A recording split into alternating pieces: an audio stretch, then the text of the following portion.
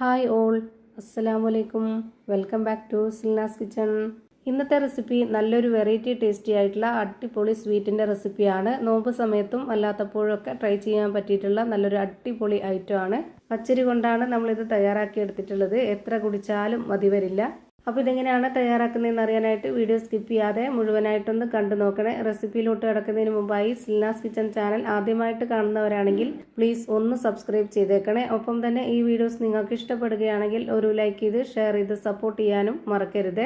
ഇനി നമുക്ക് ഇതെങ്ങനെയാണ് തയ്യാറാക്കുന്നതെന്ന് നോക്കാം. ഇതിനു വേണ്ടി ആദ്യം തന്നെ ഞാനൊരു 250 ml കപ്പിൻ്റെ അളവിൽ 1.5 കപ്പ് പച്ചരി നേരത്തെ തന്നെ ഒരു 3 മണിക്കൂർ നേരം വെള്ളത്തിലിട്ട് കുതിർത്ത് വെച്ചിരുന്നതാണ്. നല്ല പോലെ കഴുകിയെടുത്തതിന് ശേഷമാണ് ഇത് കുതിർത്ത് വെച്ചിരുന്നത്. ആ ഒരു വെള്ളം മുഴുവൻ ഞാനിപ്പോൾ ഊറ്റിക്കളഞ്ഞിട്ടുണ്ട്. ഇനി ഇതൊന്ന് വേവിച്ചെടുക്കണം. അതിനുവേണ്ടി ഇത് മുഴുവനായിട്ടും കുക്കറിലേക്ക് ഇട്ട് കൊടുക്കുകയാണ്. കുതിർത്ത് വെച്ചിരുന്ന ആ ഒരു വെള്ളത്തോടു കൂടി തന്നെ ഈ ഒരു കുക്കറിലേക്ക് ഇട്ട് കൊടുക്കണമെന്നുണ്ടെങ്കിൽ അങ്ങനെ ഇട്ട് കൊടുക്കാം, കുഴപ്പമൊന്നുമില്ല. ഞാനിപ്പോൾ ഇതിൽ ഒഴിച്ചു കൊടുക്കുന്ന വെള്ളത്തിൻ്റെ കണക്ക് കാണിക്കാനാണ് ആ ഒരു വെള്ളം ഊറ്റിക്കളഞ്ഞിട്ടുള്ളത്. ഇനി ഇതിലേക്ക് നല്ലൊരു മണത്തിന് വേണ്ടി ഒരു 3 ഏലക്ക ഇട്ട് കൊടുക്കുന്നുണ്ട്. ഇനി ഞാനിതിലേക്ക് ഒരു 1/4 കഷ്ണം ബീട്രൂട്ട് തൊലിയൊക്കെ കളഞ്ഞതിന് ശേഷം നല്ലപോലെ കഴുകി ഇതേപോലെ ഗ്രേറ്ററിൽ ഒന്ന് ഗ്രേറ്റ് ചെയ്തെടുത്തിട്ടുണ്ട്. ഇതേപോലെ നല്ല നൈസായിട്ട് തന്നെ ഗ്രേറ്റ് ചെയ്തെടുക്കുക. നമുക്ക് കടിക്കാനൊന്നും കിട്ടരുത്. പച്ചരി വേവുന്നതോടൊപ്പം തന്നെ ഇതും അതിൻ്റെ കൂടെ ഉടഞ്ഞു കിട്ടണം. നമുക്കിതിൽ നല്ലൊരു കളറും കിട്ടും. അതിനൊക്കെ വേണ്ടിയാണ് ഈ ഒരു ബീട്രൂട്ട് ഇട്ട് കൊടുത്തിട്ടുള്ളത്. ഇങ്ങനെ ചെയ്യുമ്പോൾ നല്ലൊരു പ്രത്യേക ടേസ്റ്റുമാണ്. അതുപോലെ ബീട്രൂട്ട് ഒരുപാട് ഇട്ട് കൊടുത്തു കഴിഞ്ഞാൽ അതിൻ്റെ കളർ ഒരുപാട് അങ്ങ് ഡാർക്കായി പോകും. അത്രയും കളർ വേണ്ട, നമുക്കൊരു ലൈറ്റ് കളർ കിട്ടിയാൽ മതി. അതുപോലെ ടേസ്റ്റിന് ഒരു ചെറിയ ബീട്രൂട്ടിൻ്റെ ടേസ്റ്റ് കിട്ടിയാൽ മതി. ഞാനിപ്പോൾ ഇതിലേക്ക് 250 ml കപ്പിൻ്റെ അളവിൽ 2.5 കപ്പ് വെള്ളം ഒഴിച്ചു കൊടുത്തതിന് ശേഷം ഒരു നുള്ള് ഉപ്പും കൂടെ ഇട്ട് കൊടുത്തിട്ടാണ് ഇത് വേവിച്ചെടുക്കുന്നത്. ഇത് വേവിച്ചെടുക്കുമ്പോൾ നല്ല പോലെ ഉടഞ്ഞു കിട്ടണം. ഈ ഒരു പച്ചരിയും ബീട്രൂട്ടും നന്നായി ഉടഞ്ഞു കിട്ടുന്ന രീതിയിൽ വേവിച്ചെടുക്കണം. ഇനി ഒരു കടായി സ്റ്റവിലേക്ക് വെച്ച് ഫ്ലെയിം ഓൺ ആക്കിയതിന് ശേഷം അതിലേക്ക് 250 ml കപ്പിൻ്റെ അളവിൽ 3 കപ്പ് പാൽ ഒഴിച്ചു കൊടുക്കുന്നുണ്ട്. തേങ്ങാപ്പാലോ പശുവിൻ പാലോ ഏതായിരുന്നാലും കുഴപ്പമില്ല. ഞാനിവിടെ എടുത്തിട്ടുള്ളത് പശുവിൻ പാലാണ്. ഇനി അടുത്തതായിട്ട് ഈ ഒരു പാല് ചെറുതായിട്ടൊന്ന് ചൂടായിട്ട് വരുന്ന സമയത്ത് ഇതിലേക്ക് പാൽപ്പൊടി ഇട്ട് കൊടുക്കാം. 1/2 കപ്പ് അളവിൽ ഒരു 1/4 കപ്പോളം പാൽപ്പൊടി ഇട്ട് കൊടുത്തിട്ടുണ്ട്. 1/2 കപ്പ് എന്ന് പറഞ്ഞത് മെഷർമെൻറ്റ് കപ്പിൻ്റെ ആ ഒരു കപ്പിൻ്റെ അളവാണ് 1/2 കപ്പ്. ഇനി ഇത് നന്നായിട്ടൊന്ന് ഇളക്കി കൊടുക്കാം.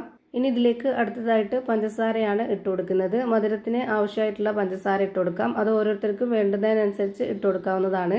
ഞാനിവിടെ 1/2 കപ്പ് അളവിൽ 1.25 കപ്പ് പഞ്ചസാര ഇട്ട് കൊടുത്തു. ഇതിൻ്റെ മധുരത്തിൻ്റെ ബാലൻസ് ചെയ്യാനായിട്ട് ഉപ്പ് ഈ ഒരു പാലിലേക്ക് ഇട്ട് കൊടുക്കുന്നില്ല, നേരത്തെ തന്നെ പച്ചരിയിൽ ഇട്ട് കൊടുത്തിട്ടുണ്ട്. അതുകൊണ്ട് ഇനി ഇട്ട് കൊടുക്കേണ്ട ആവശ്യമില്ല. ഇനി ഈ പാല് നല്ല പോലെ ഒന്ന് തിളച്ച് വരണം. അതുപോലെ നമ്മൾ കുക്കറിൽ വേവിക്കാനായിട്ട് വെച്ചിരുന്ന ആ ഒരു പച്ചരിയും ബീട്രൂട്ടും നന്നായിട്ട് വെന്ത് ഉടഞ്ഞു കിട്ടണം. ഇനി അങ്ങനെ കിട്ടിയിട്ടില്ല എന്നുണ്ടെങ്കിൽ നിങ്ങൾക്ക് മിക്സിയുടെ ജാറിലിട്ടിട്ട് അടിച്ചെടുക്കാവുന്നതാണ്.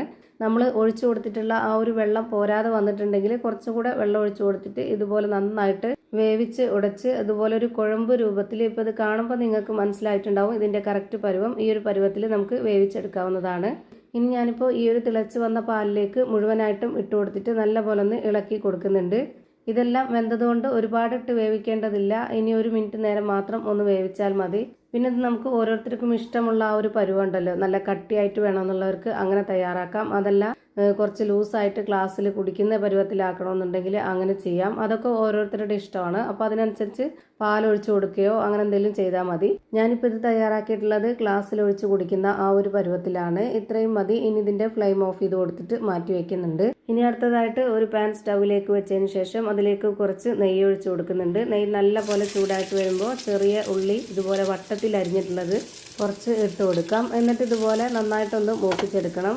ഈ ഒരു നെയ്യുടെയും ഉള്ളിയുടെയും ആ ഒരു മുരിഞ്ഞ ആ ഒരു മണമൊക്കെ ഉണ്ടെങ്കിൽ ഒരു പ്രത്യേക ടേസ്റ്റാണ്. അതിനു വേണ്ടിയാണ് ഇങ്ങനെ ചെയ്യുന്നത്.